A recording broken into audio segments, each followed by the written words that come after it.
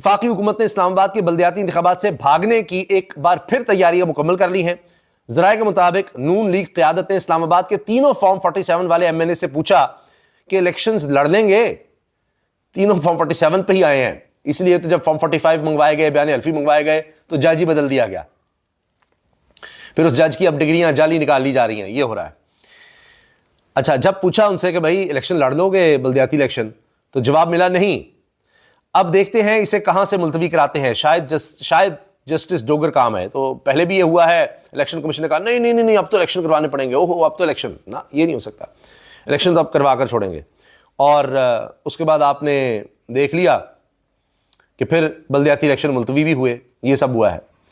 बाकी तो अब मियां नवाज शरीफ साहब के प्लेटलेट्स कैसे गिराए गए थे, वो घर में रिपोर्टें तैयार की थी। इनके अपने फैसल वाडा ये कह चुके हैं कुछ ही अर्सा पहले, और अब ये वायरल हो रहा है उनका ये बयान।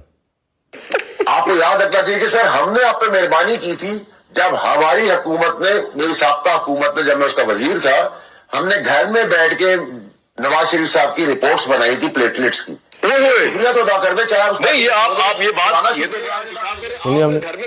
घर में बैठ के नवाज शरीफ की रिपोर्ट प्लेटलेट्स की तैयार की थी, हमारा शुक्रिया अदा करें। यह है फैसल वाडा के एहसानात नून लीग पर। वैसे तो जनरल बाजवा के भी बहुत से एहसानात हैं इसी सिलसिले में, प्लेटलेट्स में और मियां नवाज शरीफ को बाहर भिजवाने में बहुत से एहसानात हैं। लेकिन बहरहाल अब चाहा तो ये जा रहा था कि जनरल फैज़ ठीक है, नून लीग के भी मोहसिन होंगे, मगर अब उनका जब कोर्ट मार्शल हो गया है तो जनरल बाजवा की भी बारी आ जाए और बीच में लगे हाथों खान को भी फौजी अदालत से ही काम पर लगा दिया जाए, यानी वहाँ से भी इसके खिलाफ फैसला आ जाए। भाई उसको तो पहले ही सज़ा हुई है, वो तो पहले ही भुगत रहा है, असल बात जनरल बाजवा की थी। अब इस पर अंसार अब्बासी साहब, जो आजकल खबरें ही एस्टैब्लिशमेंट की तरफ से दे रहे हैं, ज़्यादातर सीनियर साफ़ी हैं, उन्होंने खबर दी है जी जनरल रिटायर्ड बाजवा के खिलाफ कोई केस नहीं, जजेस, ब्यूरोक्रेट्स और सियासतदानों के खिलाफ कार्रवाई हो सकती है। यहाँ तक भी खबरें आ रही हैं कि अब साफ़ियों की भी बारी आ गई। मेरा ख्याल है जब तहरीक इंसाफ की गवर्नमेंट गई है तो 17 अरब डॉलर पर थे ज़खायर, और एक वक्त आ गया था कि 3 अरब डॉलर पर रह गए थे। डिफ़ॉल्ट तब होने लगा था, फिर IMF के पास भागे भागे गए और अब IMF की शराइत मजीद पूरी कर रहे हैं।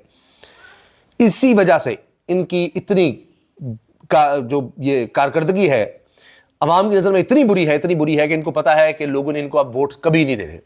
फॉर्म 47 अब कितनी दफ़ा इस्तेमाल करें, कितना अपने ऊपर कालक मलें, तो जहां अवॉइड हो सकते हैं इलेक्शन ना कराओ, बल्दियाती इलेक्शन से भी भागो। अब हुआ ये है, फ़हीम अख्तर मलिक साहब ये बड़े ज़बरदस्त साफ़ी हैं और इलेक्शन कमीशन के मामला को देखते हैं।